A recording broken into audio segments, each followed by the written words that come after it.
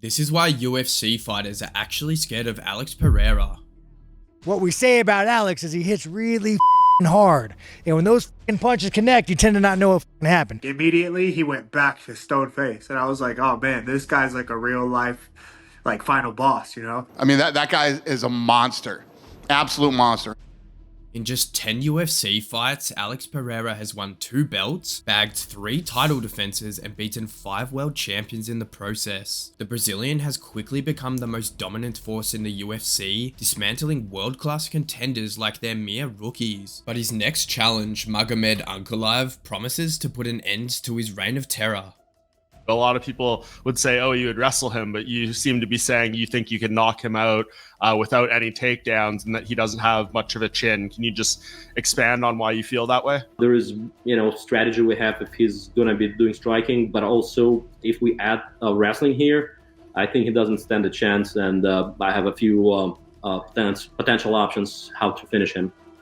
Now, Ankalaev isn't the first guy to think he can take down the beast in Pereira, and today we'll be looking at the moments of Poatan's UFC career where he went into absolute beast mode. Let's start with the time Pereira humbled one of the loudest mouths in the UFC early in his career. Alex Pereira entered the UFC middleweight Shark Tank as a dominant former 2-division Glory kickboxing champion in 2021. So with just 2 quick wins in the world's top MMA promotion and his twin victories over the champ Israel Adesanya in kickboxing, he was quick to secure a title eliminator against the noisy Sean Strickland, who thought very little of Pereira heading into their fight at UFC 276.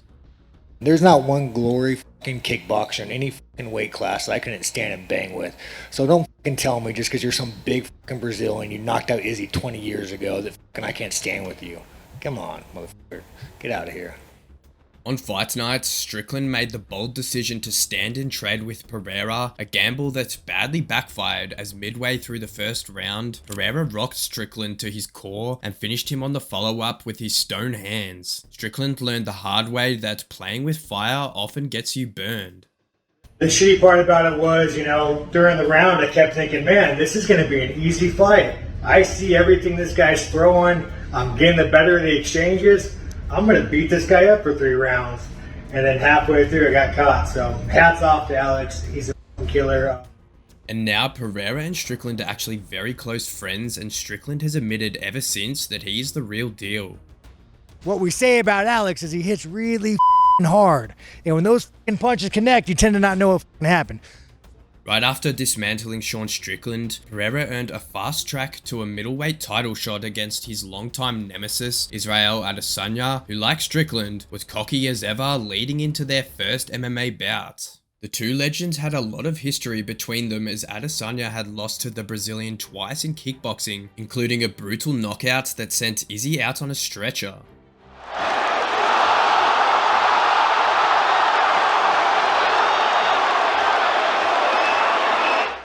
When the two rivals were set to clash at UFC 281, Adesanya didn't hold back as he claimed he'd been winning both of their kickboxing fights, but Pereira got lucky and argued that Pereira's UFC title shot was more of a gift than something he earned. I f***ed this guy up in the first fight. Not crazy, but the judges gave it to him. Second fight, I had him on skates, and I made a judgment call, an error in my part, and it was a beautiful story for him because in his backyard, down 2 rounds, on the 3rd round he comes and knocks me out. That's a beautiful story for him. Go back to UFC 92, Vanilla Silver versus Rampage Jackson. That's a clear example of how I see this going the 3rd time. He who laughs last, laughs best. And I'm going to have the last laugh. Do you believe he deserves to be in the position that he is now? Do you Deserving feel like is subjective. Deserve, everyone deserves this. Earned, did you earn the position? That's what everyone says, deserve. Did you earn it? People say, I don't deserve this shit. They say, oh, he doesn't deserve this. He doesn't deserve to have all these money, all this accolades and whatnot. I'm like, fuck you, I earned this shit. I don't think he's earned it, to be honest. Izzy even predicted he'd leave Pereira frozen like Elsa long before their fight was officially booked. Trust me, he knows I put him on skates last time. And this time when I put you on skates, I'm gonna leave you frozen like Elsa.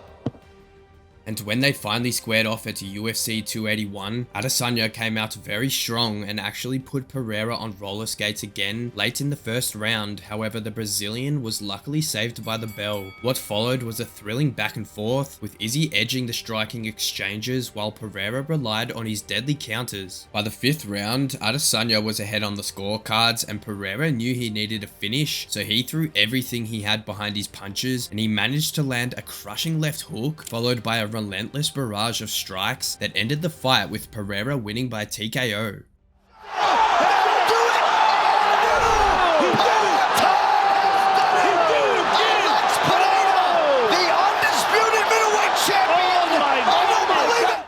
Adesanya called for an immediate rematch. Given all that, do you believe a rematch is that what you're gonna hunt? Of course. Come on, man. To Adesanya's credit, a few months later at UFC 287, the two met again, and this time, Adesanya got his revenge in a spectacular fashion as he knocked Pereira out cold to reclaim his belt. After the fight, Izzy took a moment to praise Pereira as an absolute beast. Honestly, he's a special fighter. He's a special human being. What he's done in this game, in fighting, and for his life as well. And I'll always respect him. And I'm grateful for those moments because for me, it taught me so much about myself and where I can go. After a brutal KO loss, likely fueled by a tough weight cut, Pereira made the move up to light heavyweight, a 20-pound heavier division. Pereira's light heavyweight debut came against former champion Jan Blachowicz at UFC 291, and he wasted no time proving that he was a cut above even the champions of his newly found division. Having already ruined Israel Adesanya's light heavyweight debut at UFC 259, Blachowicz was confident of doing the same to Pereira. What I see, great fight in stand-up in the first round, but second round, I take him down or knock him out or submit him on the ground. This is what I see. This is what I do when I do my visualization. Yep. Yes.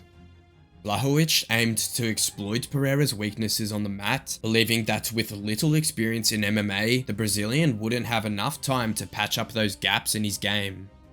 Maybe he is like, someone like superhero and he, learned so fast and he will be great on the ground. So I have to be careful about this. So we also do this part of jobbing in the gym, but I don't think so. He is stand-up fighter and, he will try to be all fight on his feet. On fight night, Pereira shocked Blachowicz by showcasing impressive defensive skills on the mat, getting back to his feet every time he was taken down. The striking battle, however, was tight, with both fighters landing significant shots, but Pereira did just enough to edge out a closely contested win by split decision. After the fight, Blachowicz claimed that he lost because he respected Pereira's striking too much, and he should have challenged him on the feet more. He was good. He was, tough and stuff like this, but nothing what I don't feel before, Yeah. That's it. Like everybody. I think that his stand-up will be much better, But yeah. So maybe if I will believe more in my stand-up, I will win this fight before time.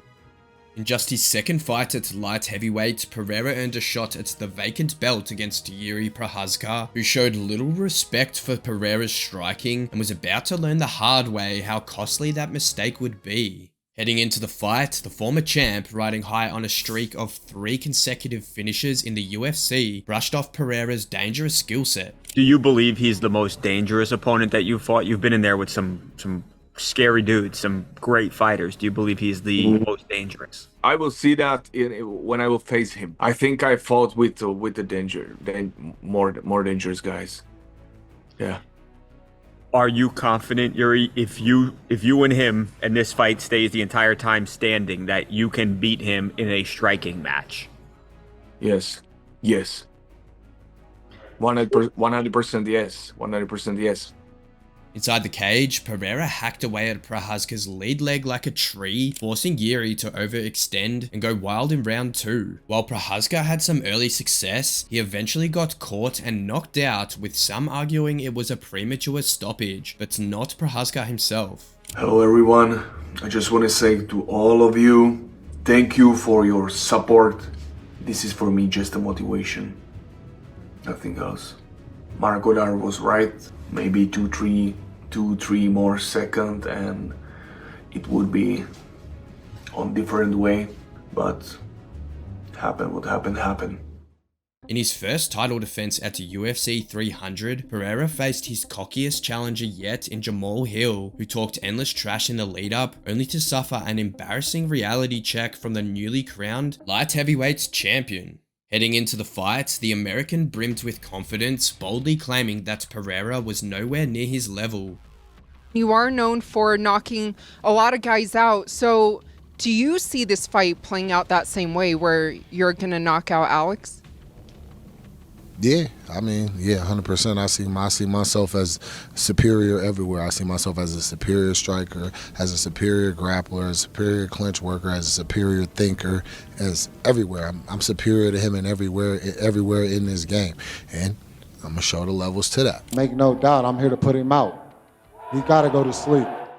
And who could forget Hill's antics at the final face-off when he brought a stone-faced prop strung up on a chain and shattered the head, sending it flying off the chain and symbolizing his bold claim that he was going to take the champ's head off. Hill kept chirping non-stop, milking every moment to trash talk while he still could. Tomorrow night you have an opportunity to regain it. How important is this fight to you and how do you think it goes down? Oh man, this is everything to me. Regardless if y'all boo, no matter how y'all feel, what I almost lost, what could have happened to me, what I did lose, it put a fire in me. It definitely put a fire in me. Regardless, I'm coming to leave it all in there. I'm just glad to be back. But Hill had little to show when the two entered the cage at UFC 300. Both fighters began cautiously, feeling each other out, but then Pereira shrugged off what seemed like a low blow, and immediately after the fight continued, unleashed his signature left hook, dropping Hill to the canvas like a sack of potatoes. Powhatan wasted no time in following up to finish Hill just 3 minutes into the first round.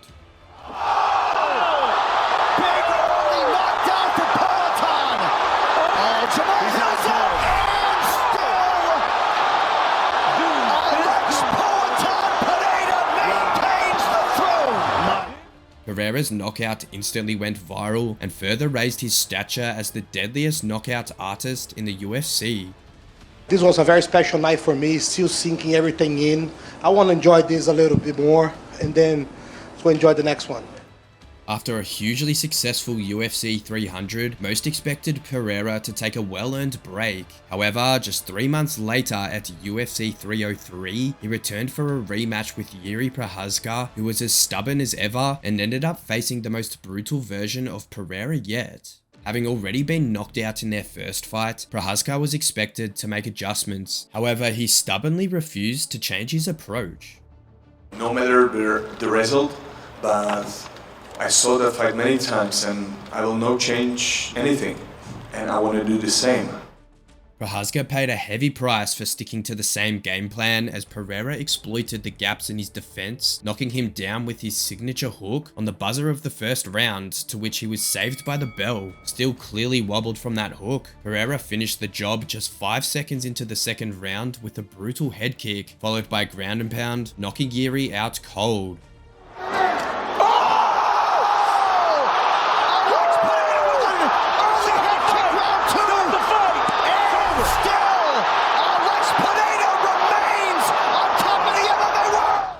Pereira later explained that he studied the footage of Prochazka and found the chinks that he expertly exploited. My coach is in, he showed me the video of Jiri warming up, and I saw that he was trying to counterattack the calf kick, defend and counter. But I told Plino that he was doing a wrong timing. The timing was not good. So I saw that he was too focused on not taking that kick, and he was keeping his hands down and leaving the head, exposed. So I told him, I'm going to explore the high kick. And just 4 months later, Pereira defended his belt yet again at UFC 307 against Khalil Rountree, a challenger who was about to ignite the warrior spirit in Pereira like never before. Heading into UFC 307, Rountree was on a hot streak with 5 straight wins over some of the toughest competitors in the division, and he knew that this was a shot of a lifetime opportunity. This is what I've been working for. You know, when I started MMA, everything, when my life changed, it all happened kind of like by accident. but I stayed strong, I stayed dedicated, and I've always had a belief that, you know, this was possible. So now I'm finally here, and I'm like living in this reality that was a dream. So what it means to me is everything. It's that time that I've always seen in my mind, you know, like now it's here. And so I feel great, man. Like, I'm ready for this. Rountree also predicted an all-out war between two of the finest strikers in the division. When I step in there, you get to expect the best version of me. And the best version of me is not someone who switches my plan and then out of nowhere in my career decides to become a wrestler. So that's kind of like, I'm just trying to make that point clear. Inside the cage, Rountree pushed Pereira to his absolute limit in the first round, landing brutal counters and even winning the first 2 rounds on the scorecards. However, Pereira unleashed a savage comeback in rounds 3 and 4, bloodying and brutalizing Rountree and just completely beating him down before finishing him late in the 4th. Despite the loss, Rountree earned massive respect for his lion-hearted performance. I mean, what a hell of a fight. And Khalil Rountree, I mean, another level of tough. Rountree also admitted after the fight that Pereira was like the final boss of the UFC and truly has next level fight IQ. When I hit him with that right hook after the high kick that he threw and it kind of like dropped him a little bit, I saw his eyes too. But yeah, like immediately he went back to stone face. And I was like, oh man, this guy's like a real life like final boss, you know? I think one thing that is pretty underrated and that I got to experience for myself is really his IQ, man. The ability to mix up, you know, the strategy mid-fight. I'd say the biggest surprise for me was the intelligence, you know, as stoic as he is and kind of stone-faced. I really do think that you know, he's got a smart brain for sure. As far as the toughness goes, Pereira is off the charts as he came into the fight dealing with numerous health issues that he faced upon his arrival in the US. Been here for 3 weeks. In that meantime, I was on antibiotics. I had a fever. I had a bad throat, and a lot of things happened. Also, going back when I was in Brazil, I hurt my rib. It was an injury that I had about a year ago, and it came back. So that was also something that I was dealing with. Most fighters in Pereira's position would have pulled out due to health concerns, especially as the champion, but Powhatan is cut from a different cloth, and that's exactly why UFC fighters fear stepping into the cage with this beast of a man. If you enjoyed the video, check out times where cocky UFC fighters got destroyed and humbled by their opponents.